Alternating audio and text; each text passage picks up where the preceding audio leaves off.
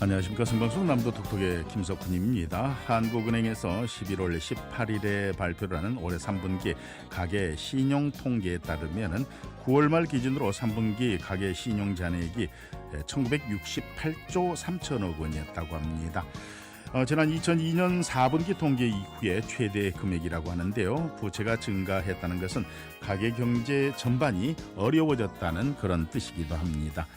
이렇게 증가한 부채로 어려움을 겪고 있는 분들이 많습니다. 그런 분들을 도와주기 위한 제도들 여러 가지가 마련이 되어 있는데요. 생방송 남도 톡톡 별의별 정보, 오늘은 전라남도 금융복지상담센터의 박혜란 상담사와 함께 채무조정제도의 이모저모 살펴봅니다.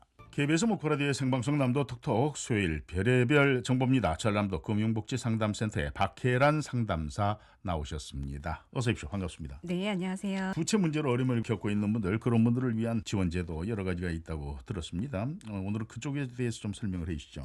네, 저희 센터에서도 이제 주로 이런 어려움에 당면하신 도민들을 대상으로 상담을 대부분 진행하고 있는데요. 네. 이 여러 가지 제도들을 통칭해서 말씀하신 것처럼 저희가 채무조정제도라고 부르고 있습니다. 네. 이 채무조정제도는 개인의 상황에 따라서 채무조정 방법도 달라지고요. 또 신청하시는 기간도 달라질 수가 있어서 이런 여러 가지 제도들을 충분히 검토를 해보신 후에 본인에게 맞는 제도를 선택하시는 게 가장 중요합니다. 네, 여러 가지 방법들이 있는데 주로 어떤 방법들이 있을까요? 먼저 가장 대표적으로는 신용회복위원회의 채무조정 제도들과 또 법원을 통한 개인회생 개인 파산 제도를 들 수가 있겠습니다.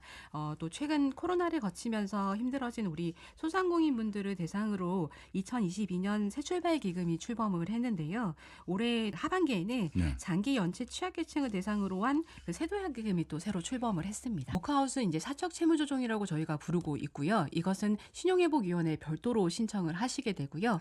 이조차도 이제 안 되시면 법원을 통해서 조금 어렵지만 개인회생이나 이제 개인 파산을 좀 고려를 해보실 수 있습니다. 안 된다는 것은 어떤 뜻입니까? 이제 개인 워크아웃의 경우에는 협약된 금융기관의 채무를 그 조정을 해주는 제도이기 때문에 사실 우리가 금융기관이 아니더라도 개인 간의 그 사채라고 부르는 채무가 있을 수도 있고요. 그렇죠. 또 물품 대금이 또 있을 수가 있죠. 또 그리고 뭐 구상금이 있을 수도 있고요. 이런 것들을 통칭해서 저희가 비금융 채무라고 부르거든요. 그래서 원칙적으로는 이런 비금융 채무들은 신용회복위원회에서 지원하는 워크아웃 제도를 이용하실 수가 없습니다. 그래서 이런 채무들을 가지고 계시다면 이제 그때는 개인 회생이나 개인 파산 같은 다른 제도들을 좀 고려를 해보셔야 합니다. 그러니까 어떤 채무냐에 따라서 지금 이용하는 게 달라지는 거네요. 네, 그렇습니다. 그런데 개인 회생하고 개인 파산 그리고 앞서 제가 말씀드린 워크아웃 이런 쪽은 어느 정도 이제 익숙하고요. 많은 분들이 들어보셨을 겁니다. 그런데 지금 말씀하신 새 출발 기금이라는 거, 또 새 도약 기금, 이런 것들은 좀 새롭거든요. 이거 어떤 겁니까? 네, 먼저 새출발기금은요. 그 코로나로 우리 경영 위기를 겪고 있는 소상공인 자영업자분들을 위해서 2022년 10월 출범한 제도입니다. 이 새출발기금을 통해 그 채무조정 제도를 이용하실 수 있는 분들은 대상이 정해져 있는데요. 2020년 4월부터 2025년 6월 중 사업을 영위한 적이 있는 개인 사업자나 법인 소상공인 분들을 대상으로 합니다. 이분들 중에서 이제 부실 차주이거나 현재 부실 우려가 있는 차주분들이 대상이 되고요. 이 대상이 된다면 새출발기금과 협약된 금융회사가 보유한 그 모든 대출에 대해서 조정 신청을 해보실 수가 있습니다. 네, 좀 더 다시 설명을 해 주신다면은 일단 기간이 정해져 있고요. 개인 사업자라든가 법인 소상공인으로 있던 그 기간, 그게 해당이 돼야 되고, 여기에서 말하는 부실 차주가 뭡니까? 대출 차주를 저희가 보통은 차주라고 하는데요. 아, 그래요? 네, 채무를 보유하신 분들을 차주라고 부르고 있습니다. 저희가 이제 이 새출발기금 신청하실 때 크게 부실 차주와 부실 우려 차주로 나뉘게 됩니다. 그래서 부실 차주의 경우에는 한 개 이상의 대출에서 3개월 이상 장기 연체가 발생하신 분들은 저희가 부실 차주로 분류를 하고 있고요. 부실 우려 차주의 경우에는 뭐 폐업을 하시거나 6개월 이상 휴업을 하셨다든지 금융회사의 만기 연장이나 상환 유예를 이용하신 이후에 해당 기관에서 추가적인 연장이 어렵다는 안내를 받으신 분들, 또는 뭐 국세나 지방세, 관세 체납으로 그 신용정보 관리 대상에 등재가 되신 분들도 해당이 되시고요. 또 신용평점이 하위이신 분들이나 뭐 고의성 없이 상당 기간 연체가 발생하신 분들은 부실 우려 차주로 좀 구분이 됩니다. 어떤 식으로 채무 조정이 이루어지는지까지 좀 설명을 해 주시겠습니까? 일단 기본적으로는 부실 차주나 이 부실 우려 차주들에 대한 원금과 금리를 조정을 해드리고요. 또 거치 기간을 적용해드리면서 상환 기간을 좀 유예하실 수 있도록 그리고 장기 분할 상환으로 좀 나눠서 갚으실 수 있도록 지원을 해주고 있습니다. 네. 더불어 그 지난 9월 22일 이후에 그 제도 개선에 대한 발표가 있었는데요.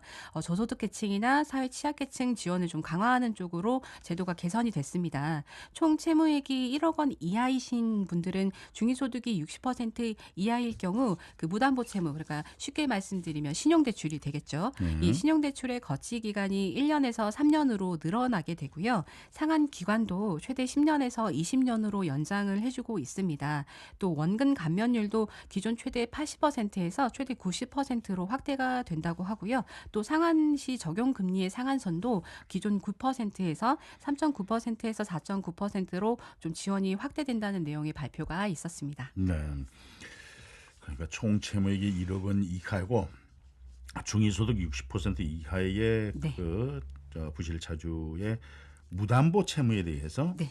신용대출만 해당이 되는 거죠. 신용대출로 된 것을 거치 기간을 몇 년 거치 이제 몇 년 상환 이렇게 이제 보통 얘기를 금전관계에서 네. 이제 하게 되는데 1년을 3년으로 네. 거치 기간을 일단 늘려주는 거고요. 상환하는 것도 10년에서 20년까지 이렇게 연장이 됐다. 네.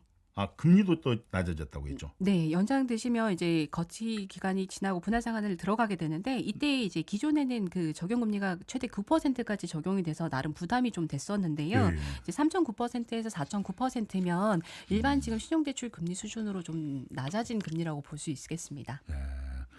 예전에 상당히 높았네요. 9%면. 그렇죠. 예.